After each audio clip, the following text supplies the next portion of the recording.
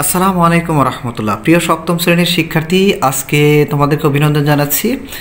তোমাদের ইংরেজি পাঠ্য বইয়ের page number 4 unit 1 lesson 3 in the house, বাড়ির ভেতরে, এই অংশটি নিয়ে আজকে আলোচনা করব। দেখো এখানে আছে পয়েন্ট এতে listen and read the dialogue. এখানে বলছে শোনো এবং ডায়ালগটি পড়ো, অর্থাৎ কথোপকথনটি পড়ো।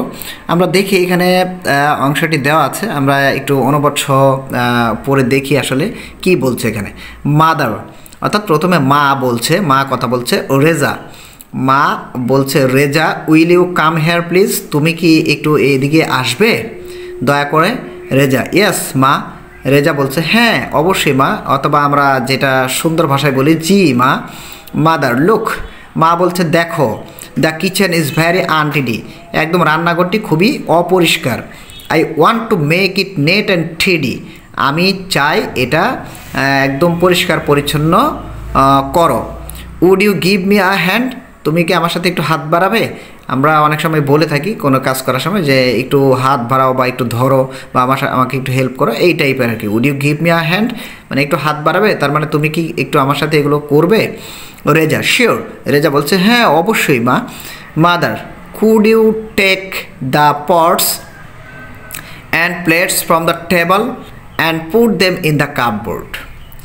মা বলছে could you take the pots and plates, তুমি কি ওই পট অর্থাৎ পাত্রটি নেবে এবং প্লেটগুলো নেবে টেবিলের উপর থেকে, and put them in the cupboard, এবং কাপবোর্ড যেটাকে আমরা বাসনপত্র রাখার যে আলমারি সেটাকে কাপবোর্ড বলা হয়, যে তুমি কি এগুলো কাপবোর্ডে একটু রাখবে।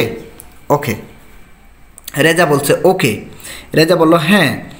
Mother, first I will sweep the floor, প্রথমে আমি ফ্লোরটি অর্থাৎ ঘরের মেঝে, তোমরা দেখো প্রথমে আমরা কিন্তু পড়ছি এটা ইন দ্য হাউস, বাড়ির ভিতরে।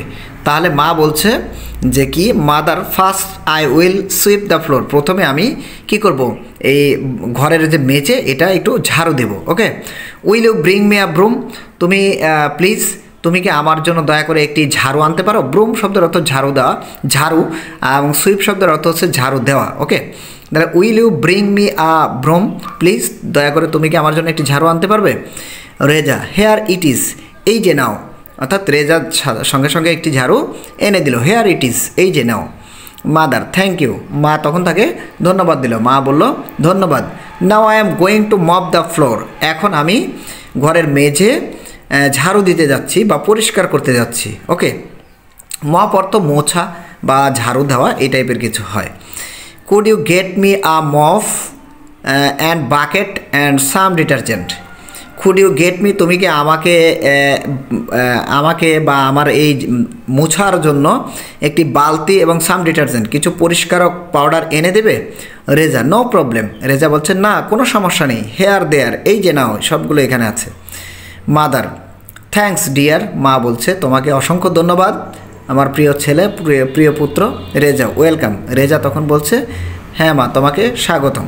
অর্থাৎ কথোপকথন মা এবং ছেলের মধ্যে যে কথোপকথন সাধারণত হয়ে থাকে, এই বিষয়টা আমরা এখানে একদম সাবলীল ভাষায় নিজেদের মতো করে বলতে পারি। ওকে। এই প্যাসেজটি, এই ডায়লগটি একদমই সহজ, একদম সাবলীল ভাষায়, তোমরা চাইলে খুব সহজে এটা আয়ত্ত করে নিতে পারো। ওকে। যদি ভিডিওটি ভালো লাগে অবশ্যই শেয়ার করবে। AR এডুকেশন অফিস, এই একই শিরোনামে একটি ফেসবুক পেজ এবং একই শিরোনামে একটি ইউটিউব চ্যানেল রয়েছে। তোমরা আরও বিস্তারিত জানতে, আরও বুঝতে, সহজে এটাকে আয়ত্ত করতে ভিডিওটি অবশ্যই দেখবে ভালো করে, না টেনে, এবং বুঝতে কোনো সমস্যা হলে অবশ্যই কমেন্টে জানাবে। পরবর্তীতে আরও ভালো করে, আরও সহজ এবং সাবলীল ভাষায় ভিডিওগুলো করার চেষ্টা করবো ইনশাআল্লাহ।